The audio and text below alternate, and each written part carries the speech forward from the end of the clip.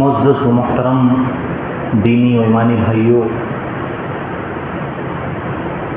عشرہ مبشرہ کے تعلق سے ہمارا یہ ہفتہ واری درس چل رہا ہے، یعنی اللہ کے نبی صلی اللہ علیہ وسلم کے وہ 10 جلیل القدر صحابہ کرام جن کو اللہ کے نبی صلی اللہ علیہ وسلم نے اپنی زبان مبارک سے نام لے لے کر جنت کی خوشخبری سنائی۔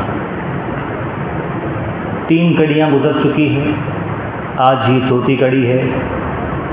پچھلے درس میں ہم نے ابو بکر رضی اللہ عنہ کی خصوصیات، ان کے فضائل، ان کے مناقب اور ان کی قربانیوں کے تعلق سے چند چیزیں بیان کی تھی۔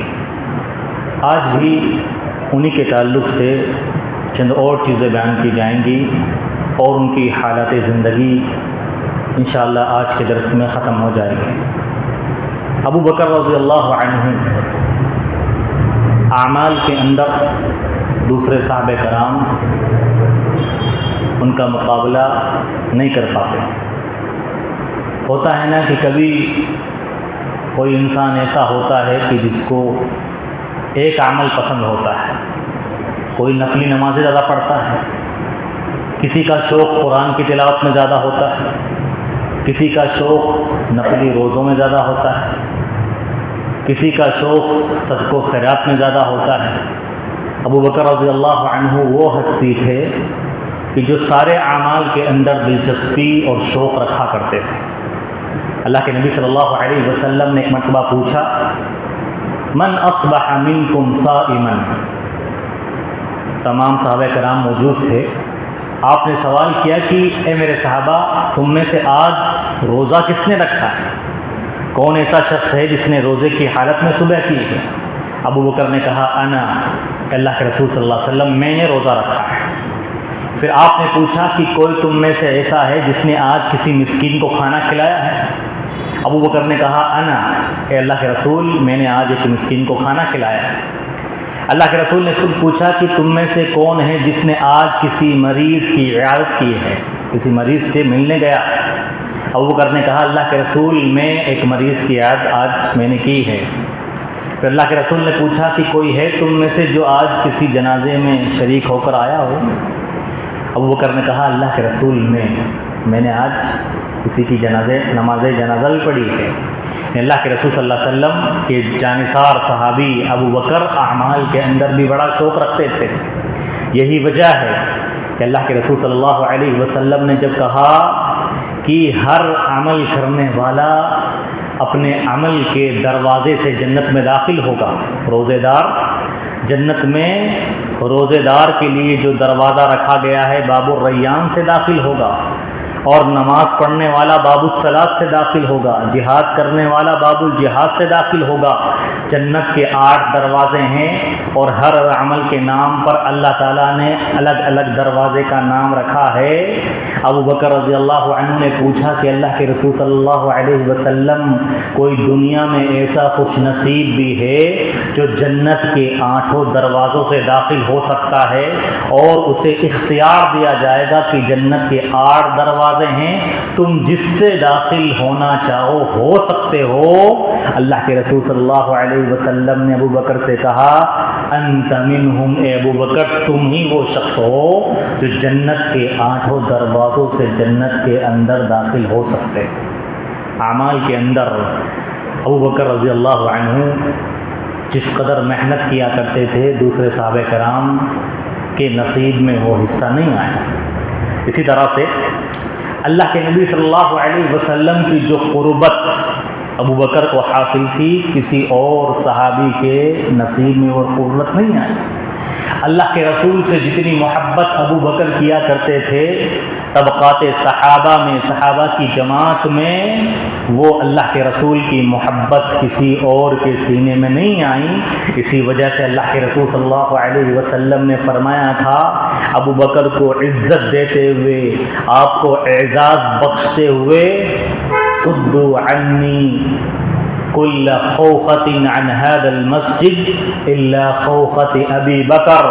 مسجد نبی کے بہت سارے دروازے صحابہ کرام کے گھروں میں کھلا کرتے تھے، مسجد نبی کے بہت سارے دروازے تھے اور صحابہ کرام کے گھروں میں وہ دروازے کھلا کرتے تھے. صحابہ کرام اپنے اپنے دروازے سے جو ان کے گھر کی طرف کھلتا تھا مسجد نبوی میں نماز پڑھنے کے لیے آیا کرتے تھے. اللہ کے رسول صلی اللہ علیہ وسلم نے ارشاد فرمایا ہر ایک دروازے کو بند کر دو, سارے دروازوں کو بند کر دو مگر وہ دروازہ جو ابو بکر کے گھر کی طرف کھلتا ہے اس کو کھلا رکھا جائے, اس کو کبھی بھی بند مت کرنا. اور آج بھی مسجد نبوی میں جو لوگ جاتے ہیں اور دیکھتے ہیں ابو بکر کے نام سے الگ ہی دروازہ کھلا ہوا ہے اور اس پر لکھا ہوا ہے هذه خوقة سیدنا ابی بکر, یہ ابو بکر کا دروازہ ہے جو ان کے گھر کی طرف سے کھلا کرتا تھا. ابو بکر رضی اللہ عنہ بڑے نرم دل تھے, بڑے رقیق القلب تھے. اللہ کے رسول صلی اللہ علیہ وسلم کو ذرا سی تکلیف ہوتی تھی برداشت نہیں کر پاتے تھے, لرز جاتے تھے, کانپ جاتے تھے کہ اللہ کے رسول صلی اللہ علیہ وسلم کو کوئی بھی تکلیف پہنچے. اور اللہ کے رسول صلی اللہ علیہ وسلم جب اسلام مکمل ہونے کے قریب تھا, آپ کا آخرت کا سفر شروع ہونے کے قریب تھا, آپ اپنے خطبوں میں تقریروں میں یہ اشارے دیا کرتے تھے کہ اے میرے صحابہ اب میرے اس دنیا کو چھوڑنے کا وقت آ گیا ہے, اب میرے سفر آخرت کی طرف جانے کا وقت آ گیا ہے. صحابہ کرام میں ابو بکر رضی اللہ عنہ آپ کے اشاروں کو سمجھ جایا کرتے تھے کہ اب اللہ کے حبیب اپنے رب کے پاس جانے کے اشارے ہمیں دے رہے ہیں. صحابہ کرام میں صرف ابو بکر تھے جو ان اشاروں کو سمجھتے تھے اور روتے تھے اللہ کے رسول صلی اللہ علیہ وسلم کی یہ باتیں سن کر. اللہ کے رسول صلی اللہ علیہ وسلم اب اس دنیا کو چھوڑ کر اپنے رب کے پاس جانا چاہتے ہیں. ابو سعید خدری رضی اللہ عنہ بیان فرماتے ہیں ایک مرتبہ اللہ کے رسول صلی اللہ علیہ وسلم جمعے کے دن منبر پر کھڑے ہو کر خطبہ دے رہے تھے اور فرما رہے تھے اے میرے صحابہ اللہ کا ایک بندہ ہے جس کو اللہ نے اختیار دیا ہے, یا تو وہ دنیا میں رہے اور دنیا کی ناز و نعم سے فائدہ اٹھائے, دنیا کی نعمتیں میں اس کو دے دوں, یا پھر وہ میرے پاس آ جائے میں جنت میں اس کو انعام و اکرام سے نوازوں. تو اس بندے نے میرے صحابہ اللہ کے پاس جانے کو قبول کر لیا ہے اور اللہ کے پاس جانے کے لیے راضی ہو گیا ہے. ابو بکر رضی اللہ عنہ خطبہ جمعہ میں موجود تھے, آپ کا یہ خطبہ سن رہے تھے, زارو قطار رونے لگے, سمجھ گئے کہ اللہ کے رسول صلی اللہ علیہ وسلم جو بندے کا نام لے کر فرما رہے ہیں اللہ کے رسول ہی وہ بندے ہیں. اور اللہ کے رسول صلی اللہ علیہ وسلم نے دنیا کے مقابلے میں اپنے رب کے پاس جانے کو پسند کر لیا ہے, اس سے راضی ہو گئے ہیں. ابو بکر رضی اللہ عنہ خوب روئے, زار و قطار روئے اور فرمایا فدا کا ابی و امی, اے میرے پیارے حبیب میرے ماں باپ آپ پر قربان ہوں, میرے ماں باپ آپ پر قربان ہو جائے. دوسرے صحابہ کرام نہیں سمجھ پائے اس اشارے کو اور ابو بکر رضی اللہ عنہ سمجھ گئے کہ اللہ کے رسول صلی اللہ علیہ وسلم اب اس دنیا سے چلے جانے کی خبر اور اشارے دے رہے ہیں. اللہ کے رسول صلی اللہ علیہ وسلم کی زندگی میں تو آپ کی کوئی بھی تکلیف برداشت نہیں ہوتی تھی اور آپ یہ خبر دیتے تھے کہ میں جا رہا ہوں اس دنیا کو چھوڑ کر جانے والا ہوں. ابو بکر روتے تھے لیکن جیسے ہی اللہ کے رسول صلی اللہ علیہ وسلم اس دنیا سے چلے گئے, آپ کا انتقال ہو گیا, عملاً صحابہ کرام کو سمجھانے والے, صحابہ کرام کو حوصلہ دینے والے ابو بکر رضی اللہ عنہ تھے. جس دن سارا مدینہ رو رہا تھا اللہ کے رسول صلی اللہ علیہ وسلم کی وفات کی خبر سن کر ابو بکر تھے جو صحابہ کرام کو, مدینہ والوں کو باندھ رہے تھے, ان کو حوصلہ دے رہے تھے. صحابہ کرام اپنے اعصاب پر کنٹرول بھول گئے, کسی کا بھی اپنے ایسا رنج, ایسا غم, ایسی ٹینشن, ایسی فکر صحابہ کرام پر مدینہ کے اندر ٹوٹی. فاطمہ رضی اللہ عنہا اللہ کے رسول کی لخت جگر بیان فرماتی ہیں اللہ کے رسول کی وفات کی خبر سن کر ہم پر مصائب اور پریشانیاں ایسی ٹوٹی, اگر دنوں پر وہ پریشانیاں ٹوٹتی، دنوں پر وہ پریشانیاں آتی تو یہ دن کے اجالے تاریک ہو جاتے، دن کے اجالے یہ اندھیرے میں تبدیل ہو جاتے۔ انس رضی اللہ عنہ ارشاد فرماتے ہیں جس دن اللہ کے رسول صلی اللہ علیہ وسلم مدینہ تشریف لائے سارا مدینہ جگمگا رہا تھا، روشن ہو رہا تھا، لیکن جس دن اللہ کے رسول صلی اللہ علیہ وسلم کی وفات کی خبر ہم نے سنی پورے مدینہ کے اندر جیسے تاریکی چھا گئی، اندھیرا چھا گیا، سارا مدینہ غم کے اندر ڈوب گیا۔ اللہ کے رسول صلی اللہ علیہ وسلم کے اس وفات کی خبر سے جتنی تکلیف صحابہ کرام کو ہوئی، بعض صحابہ کرام اپنے اعصاب پر کنٹرول بھول گئے، رنج اور غم کے مارے پریشان ہو گئے۔ ابو بکر رضی اللہ عنہ ایسے حالات میں آپ نے جو حوصلہ دکھایا، امت کو سنبھالا، گئے اللہ کے رسول صلی اللہ علیہ وسلم کے پاس اور آپ کی پیشانی پر بوسہ لیا اور مسجد نبی کے منبر پر کھڑے ہو کر کہا من کان یعبد محمدا فإن محمدا قد مات، جو آج تک محمد کی عبادت کرتا تھا وہ جان لے کہ محمد اب اس دنیا سے جا چکے ہیں۔ ومن کان یعبد اللہ فإن اللہ حی لا يموت، اور جو اللہ کی بندگی کرتا تھا اللہ ہمیشہ سے ہے، ہمیشہ ہمیشہ رہے گا، اللہ کو کبھی موت نہیں آئے گی، اللہ کبھی فنا نہیں ہوگا۔ اور قرآن کریم کی آل عمران کی آیت تلاوت کی۔ ابو بکر رضی اللہ عنہ نے منبر رسول پر چڑھ کر مسجد نبی کے منبر سے وما محمد الا رسول قد خلت من قبله الرسل افإن مات او قتل انقلبتم على اعقابكم، محمد اللہ کے رسول تھے، اللہ کے رسول اور بھی بہت سارے اس دنیا میں آئے ہیں، کیا محمد اگر اس دنیا سے چلے جائیں تو کیا تم اپنے دین سے پھر جاؤ گے، دین کو چھوڑ ڈالو گے؟ عمر رضی اللہ عنہ کہتے ہیں کہ مجھے ایسے لگ رہا تھا کہ یہ آیت آج ہی کے دن نازل ہوئی ہے، میں اس آیت کو جانتا تک نہیں تھا۔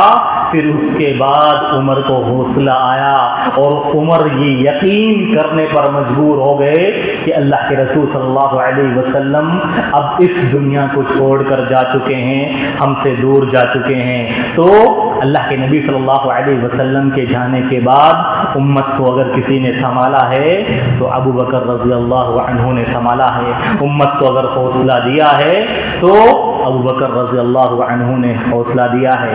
آپ صلی اللہ علیہ وسلم کے جانے کے بعد مسلمانوں کی خلافت کی ذمہ داری یہ ابو بکر رضی اللہ عنہ کے کندھے پر آئی اور پورے صحابہ کرام کے اتفاق کے ساتھ ابو بکر رضی اللہ عنہ کو خلیفہ تسلیم کر لیا گیا۔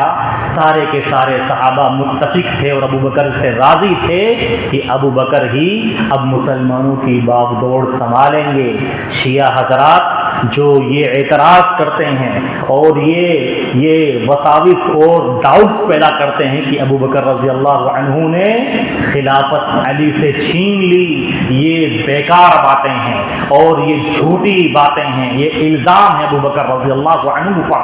اللہ کے رسول صلی اللہ علیہ وسلم نے اپنی زندگی میں اشارے دیے تھے کہ میرے بعد کوئی خلیفہ ہوگا تو ابو بکر ہوگا، میرے بعد اگر کوئی مسلمانوں کے احکام کی باغ دوڑ سنبھالے گا تو ابو بکر سنبھالیں گے۔ آپ صلی اللہ علیہ وسلم نے اپنی دنیاوی زندگی میں اپنے مرض الموت کے اندر جس میں آپ بیمار ہو گئے تھے، ابو بکر کو کہا کہ ابو بکر تم مصلی پر نماز پڑھاؤ، لوگ تمہاری قیادت میں نماز پڑھیں گے۔ اور آپ کو بہت سارے مسئلوں کا جواب دینے کے لیے ابو بکر کو چنا۔ اللہ کے رسول صلی اللہ علیہ وسلم نے ایک بوڑھیا عورت آئی اور آپ سے پوچھا سوال کہ میرا وراثت کے اندر کیا حصہ ہے؟ اللہ کے رسول صلی اللہ علیہ وسلم نے فرمایا کہ تیرا وراثت کے اندر یہ حصہ ہے۔ تو اس بوڑھی عورت نے کہا کہ میں اگلے سال پھر آپ سے ملنے آؤں گی۔ اللہ کے رسول صلی اللہ علیہ وسلم نے اس بوڑھی عورت سے کہا اگلے سال تم آؤ اور میں نہ ملوں تو اپنے مسائل تم ابو بکر سے پوچھنا۔ اللہ کے رسول صلی اللہ علیہ وسلم نے بہت سارے اشارے دیے تھے اپنی زندگی میں کہ میرے اس دنیا سے جانے کے بعد کوئی خلافت کا مستحق ہے تو ابو بکر رضی اللہ عنہ ہیں، یہ شیعہ لوگ الزام لگاتے ہیں، ابو بکر کو گالیاں دیتے ہیں، ان کو برا بھلا کہتے ہیں، جبکہ اس کائنات میں اللہ کے نبی صلی اللہ علیہ وسلم کے پاس کے بعد اگر کسی کا درجہ ہے تو ابو بکر رضی اللہ عنہ کا ہے۔ ابو بکر رضی اللہ عنہ بڑے نازک حالات تھے، اللہ کے رسول صلی اللہ علیہ وسلم کے اس دنیا سے جانے کے بعد چیلنجز کا سامنا تھا اور بڑے خطرناک حالات تھے مسلمانوں کے۔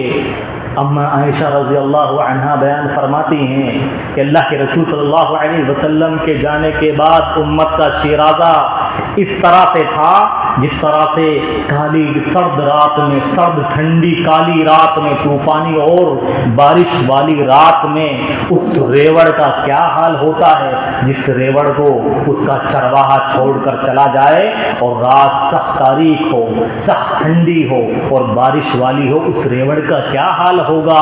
ویسے ہی امت کا حال تھا جب میرے ابا جان ابو بکر رضی اللہ عنہ خلیفہ بنے۔ بڑے نازک حالات تھے، نازک حالات اتنے تھے کہ مسلمانوں نے زکوٰۃ دینے سے انکار کر ڈالا۔ بہت سارے عرب کے قبیلے جو اللہ کے رسول صلی اللہ علیہ وسلم کے زمانے میں زکوٰۃ دیا کرتے تھے، وہ آئے مدینہ اور کہا ہم نماز تو پڑھیں گے، دین کی ساری بات مانیں گے، لیکن اب ہم زکوٰۃ نہیں دیں گے۔ مانعین زکوٰۃ کا فتنہ پیدا ہو گیا، لوگوں نے زکوٰۃ دینے سے انکار کر ڈالا۔ دوسرا فتنہ ارتداد کا فتنہ، بہت سارے عرب کے قبیلے اسلام میں داخل ہونے کے بعد اللہ کے رسول صلی اللہ علیہ وسلم کی وفات کی خبر سن کر اسلام سے پھرنے لگے اور قبیلے کے قبیلے اسلام سے مرتد ہونے لگے۔ ارتداد کا فتنہ رونما ہو گیا۔ اسی طرح سے ایک اور فتنہ پیدا ہو گیا، اللہ کے رسول صلی اللہ علیہ وسلم کی وفات کے بعد مدعان نبوت، بہت سارے نبوت کے دعوے دار پیدا ہو گئے۔ مسیلمہ کذاب، ایک آدمی جس نے یہ دعویٰ کر دیا اب میں نبی ہوں۔ اسود عنسی نام کا ایک آدمی یمن میں پیدا ہوا اور اس نے دعویٰ کیا میں نبی ہوں۔ سجا نام کی ایک عورت، اس نے یہ دعویٰ کیا کہ اب میں اللہ کی طرف سے نبیاں بنا کر بھیجے گئے ہوں۔ بہت سارے سخت نازک حالات تھے اور صحابہ کرام شش و پنج میں تھے اور اب ان سے مقابلہ کرنا تھا۔ ایسے حالات میں صحابہ کرام نے ابو بکر سے آ کر کہا ابو بکر رضی اللہ عنہ آپ خلیفہ ہیں اور 3 اہم فتنے جنم لے چکے ہیں۔ جو لوگ زکوٰۃ کا انکار کر رہے ہیں، ایسا کرو آپ ان کا معاملہ بھی پینڈنگ میں رکھ دو، ان کو کچھ بھی مت بولو، اور جو دو دوسرے فتنے جو نبوت کے دعوے دار جھوٹے کھڑے ہو رہے ہیں ان کا صفایا کرو، پہلے ان سے نپٹو، اور اسی طرح سے جو مرتد ہو رہے ہیں ان سے نپٹو۔ ابھی جو یہ زکوٰۃ دینے والے ہیں کم سے کم کلمہ تو پڑھ رہے ہیں، کلمے کا تو اقرار کر رہے ہیں، ان کو ابھی آپ کچھ مت بولو۔ ابو بکر رضی اللہ عنہ نے کہا ایسا نہیں ہو سکتا کہ میں مانعین زکوٰۃ کا انکار کرنے والوں کو چھوڑ دوں، ایسا نہیں ہو سکتا کہ میں وہ کام، اللہ کی قسم اگر اللہ کے نبی کے زمانے میں اگر بکری کا بچہ بھی زکوٰۃ میں دیتے تھے یا بکری کے بچے کو اگر رسی ڈال کر دیتے تھے، اگر وہ نہیں دیتے ہیں تو میں ان سے لڑائی کروں گا، ان سے جہاد کروں گا، میں کسی کو بھی نہیں چھوڑوں گا۔ ابو بکر نے شجاعت کے ساتھ، دلیری کے ساتھ تمام فتنوں کا مقابلہ کیا اور سارے فتنوں کو جڑ سے صفایا کر دیا، سب کے خلاف جنگ کا اعلان کر دیا کہ کوئی بھی اللہ کے رسول صلی اللہ علیہ وسلم کے جانے کے بعد میری زندگی میں دین اللہ کے رسول پر مکمل ہو چکا تھا، میرے اینقص الدین وانا حی، کیا میری موجودگی میں زندہ رہوں اور اللہ کے رسول صلی اللہ علیہ وسلم کے دین کو کم کر دیا جائے؟ ایسا نہیں ہو سکتا، میں ایسا کبھی بھی نہیں ہونے دوں گا، اور دلیری کے ساتھ شجاعت کے ساتھ مقابلہ کیا۔ ایک اور فتنہ پیدا ہو گیا تھا، وہ فتنہ بھی بڑا خطرناک تھا، اس میں صحابہ کرام آپس میں بٹ گئے تھے، ان کے اندر اختلاف پیدا ہو گیا تھا۔ وہ فتنہ تھا لشکر اسامہ کا فتنہ۔ اللہ کے رسول صلی اللہ علیہ وسلم نے اپنی زندگی میں اسامہ بن زید رضی اللہ عنہ کے ساتھ ایک لشکر کو روانہ کیا، بہت بڑا لشکر، رومیوں کے خلاف جنگ کرنے کے لیے کہ جاؤ رومیوں کے کرسچنوں سے، نصارہ سے جنگ کرنا ہے۔ اور لشکر نکلا تھا ابھی مدینہ سے باہر کہ اللہ کے رسول صلی اللہ علیہ وسلم کی وفات کی خبر سن کر واپس واپس لشکر آ گیا. صحابہ کرام نے اب اتفاق کیا عمر رضی اللہ عنہ کو بلا کر کہ ابو بکر کو بولو کہ اب لشکر اسامہ کو نہ بھیجو رومیوں سے جنگ کرنے کے لیے، کیونکہ ہمارے پاس ابھی ہمیں فوج کی ضرورت ہے. ابھی عرب کے اندر، مدینے کے اندر دوسرے فتنے جمع ہو رہے ہیں، مانعین زکوٰۃ کے، اور لوگ اسلام سے پھر رہے ہیں، اور اسی طرح سے لوگ نبوت کے دعوے دار کھڑے ہو رہے ہیں. اسامہ بن زید کو مت بھیجو لڑنے کے لیے. اور عمر رضی اللہ عنہ سمجھانے آئے ابو بکر کو. صحابہ کرام بھی نہیں چاہتے تھے کہ اسامہ رضی اللہ عنہ کا لشکر بھیجا جائے رومیوں سے لڑنے کے لیے. ابو بکر رضی اللہ عنہ نے کہا نہیں، ایسا نہیں ہو سکتا. اللہ کے رسول کی آخری وصیت تھی، اللہ کے رسول صلی اللہ علیہ وسلم کی آخری وصیت تھی کہ اسامہ بن زید کے لشکر کو رومیوں سے جنگ کرنے کے لیے بھیجا جائے، اور میرے جسم کو درندے نوچ نوچ کر کھا جائے، تب بھی میں اللہ کے رسول صلی اللہ علیہ وسلم کی مخالفت نہیں کر سکتا. اور اسامہ بن زید کے لشکر کو اللہ کے نبی صلی اللہ علیہ وسلم کی وصیت مان کر ابو بکر رضی اللہ عنہ نے بھیجا. حالانکہ صحابہ کرام خلاف تھے، لیکن ابو بکر رضی اللہ عنہ کا یہ حکم، جو آپ کی یہ رائے، جب اسامہ لشکر لے کر گئے اور رومیوں پر روب بیٹھ گیا، اور لوگوں کو یہ یقین ہو گیا کہ مسلمان ابھی بھی طاقتور ہیں، مسلمان ابھی بھی دین کے لیے مر مٹنے والے ہیں، دین کو چھوڑنے والے نہیں ہیں. شیعہ لوگ یہ الزام لگاتے ہیں ابو بکر رضی اللہ عنہ پر کہ ابو بکر رضی اللہ عنہ جب خلیفہ بنے تو علی رضی اللہ عنہ ان سے راضی نہیں تھے. اللہ کی قسم، یہ من گڑت باتیں ہیں، یہ من گڑت قصے ہیں جو شیعوں نے گڑے ہیں. ابو بکر پر الزام لگایا ہے. ابو بکر رضی اللہ عنہ سے تمام کے تمام صحابہ کرام راضی تھے. اصل میں شیعہ لوگوں نے سہارا لیا ہے اس ایک روایت کا. در حقیقت اللہ کے رسول صلی اللہ علیہ وسلم کے اس دنیا سے جانے کے بعد آپ کی بیٹی فاطمہ آئیں ابو بکر رضی اللہ عنہ کے پاس اور کہا ہمارے ابا جان کی وراثت کا جو حصہ ہے وہ ہمیں دے دیا جائے. فتح ایک علاقہ تھا جو فتح کیا گیا تھا اور اللہ کے رسول صلی اللہ علیہ وسلم کے حصے میں آیا تھا. فاطمہ رضی اللہ عنہ لینے آئی اپنا حصہ کہ ہمارے ابا کی وراثت دے دیجئے. ابو بکر رضی اللہ عنہ کو اللہ کے رسول کی جو حدیث پتہ تھی وہ فاطمہ رضی اللہ عنہ کو پتہ نہیں تھی. اللہ کے رسول کی حدیث آپ صلی اللہ علیہ وسلم نے ارشاد فرمایا نحن معشر الانبیاء لا نورث ما تركناه صدقہ. ہم انبیاء کرام کی جماعت ہماری وراثت تقسیم نہیں کی جاتی. ہم جو کچھ چھوڑ کر جاتے ہیں وہ بیت المال کا ہوتا ہے، وہ مسلمانوں کے لیے ہوتا ہے، وہ غریب لوگوں کا حصہ ہوتا ہے. فاطمہ رضی اللہ عنہ کو سمجھایا ابو بکر رضی اللہ عنہ نے اور فاطمہ رضی اللہ عنہ مان گئی. اسی ایک واقعے کو دلیل بنا کر کہ ابو بکر نے فاطمہ کا حصہ نہیں دیا اور فاطمہ کے ساتھ زیادتی کی، اور فاطمہ اللہ کے رسول صلی اللہ علیہ وسلم کی بیٹی تھی، یہ ان پر ظلم کیا. جبکہ اللہ کے رسول کی حدیث کی روشنی میں ابو بکر نے فیصلہ کیا تھا. لیکن یہ شیعہ لوگ الزام لگاتے ہیں ابو بکر پر. ابو بکر رضی اللہ عنہ کی بہت ساری خدمات ہیں، بہت ساری قربانیاں ہیں اور بہت سارے کارنامے ہیں اس امت کے لیے. جمع قرآن کا کارنامہ، آج ہم یہ قرآن پڑھتے ہیں نا جو لکھا ہوا ہے، اللہ کے نبی صلی اللہ علیہ وسلم کے زمانے میں قرآن لکھا ہوا نہیں تھا. جبریل امین وحی لے کر آتے تھے، اللہ کے نبی صلی اللہ علیہ وسلم کو پڑھ کر سناتے تھے، اللہ کے رسول یاد کر لیتے تھے. جو صحابہ کرام موجود تھے وہ یاد کر لیتے تھے قرآن مجید کو، ان کے سینوں میں محفوظ رہتا تھا.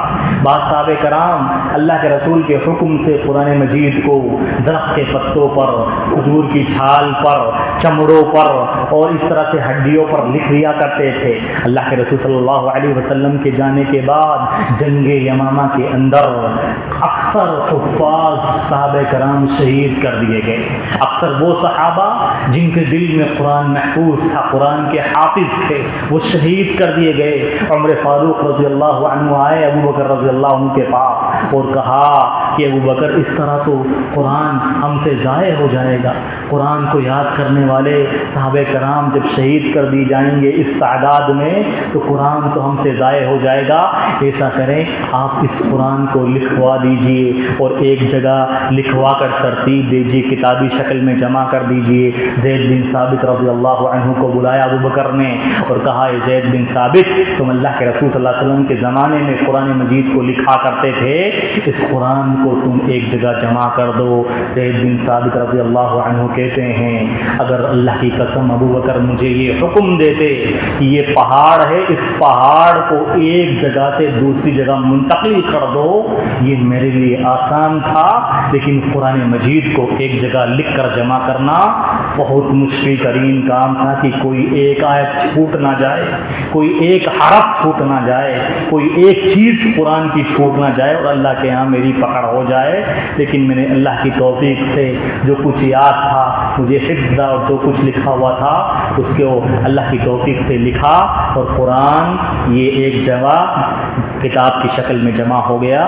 یہ کن کے زمانے میں ہوا؟ یہ ابو بکر رضی اللہ عنہ کی رائے سے، ان کے زمانے میں ان کے مشورے سے ہوا، کہ ان کا کارنامہ ہے۔ اب جب جب ہم قرآن پڑھتے رہیں گے اور جب جب قرآن پڑھا جاتا رہے گا کتابی شکل میں، اس کا ثواب ابو بکر رضی اللہ عنہ کو پہنچتا رہے گا۔ بڑی ذمہ دار شخصیت کے حامل تھے، بڑے ذمہ دار تھے، امانت کا بڑا احساس تھا۔ جب ان کی وفات کا وقت قریب آیا، ابو بکر رضی اللہ عنہ کی وفات کا وقت قریب آیا، مسلمانوں کے خلیفہ تھے، بلایا اپنی بیٹی اما عائشہ رضی اللہ عنہا کو اور کہا اے میری بیٹی، آج تک میں مسلمانوں کا خلیفہ رہا ہوں اور بیت المال سے میرے پاس 3 چیزیں بچی ہوئی ہے۔ یہ اونٹنی جس کا میں دودھ پیا کرتا ہوں، جس اونٹنی کا میں دودھ پیا کرتا ہوں، یہ ایک برتن ہے جس برتن میں دودھ پیتا ہوں، اور ایک چادر ہے جس کو میں اوڑھ کر سوتا ہوں، یہ بھی بیت المال کا ہے۔ میرے جانے کے بعد اگلے خلیفہ کو یہ چیزیں تھما دینا کہ میرے ابا نے مرنے سے پہلے ہی مسلمانوں کا یہ مال، بیت المال کا یہ مال واپس لوٹا دیا تھا۔ اما عائشہ رضی اللہ عنہا اپنے ابا ابو بکر رضی اللہ عنہ کی وفات کے بعد جب عمر فاروق خلیفہ بنے اور ان کے پاس وہ سامان لوٹانے کے لیے گئی تو عمر فاروق ان کی یہ باتیں سن کر رونے لگے کہ ابو بکر کتنے ہی، اللہ رحم فرمائے ابو بکر پر، اللہ رحم فرمائے ابو بکر پر، امانت کا اتنا احساس، ذمہ داری کا اتنا خوف کہ اللہ کے ہاں میری پکڑ نہ ہو جائے۔ کوئی بھی چیز اپنے ہاں باقی چھوڑ کر نہیں گئے، ساری امانتیں لوٹا کر چلے گئے اور ساری چیزیں لوٹا کر چلے گئے۔ 63 سال کی عمر میں ان کا انتقال ہوا۔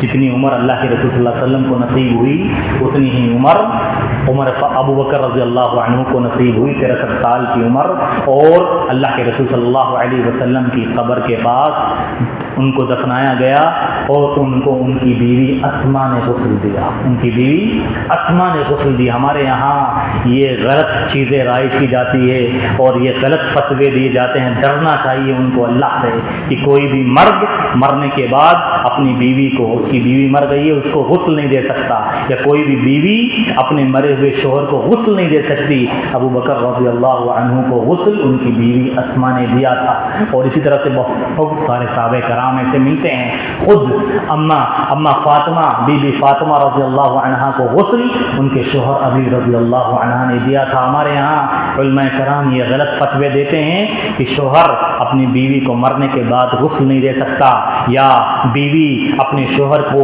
اس کے مرنے کے بعد غسل نہیں دے سکتی۔ ابو بکر رضی اللہ عنہ کو ان کی وفات کے بعد ان کی بیوی اسما رضی اللہ عنہا نے غسل دیا تھا۔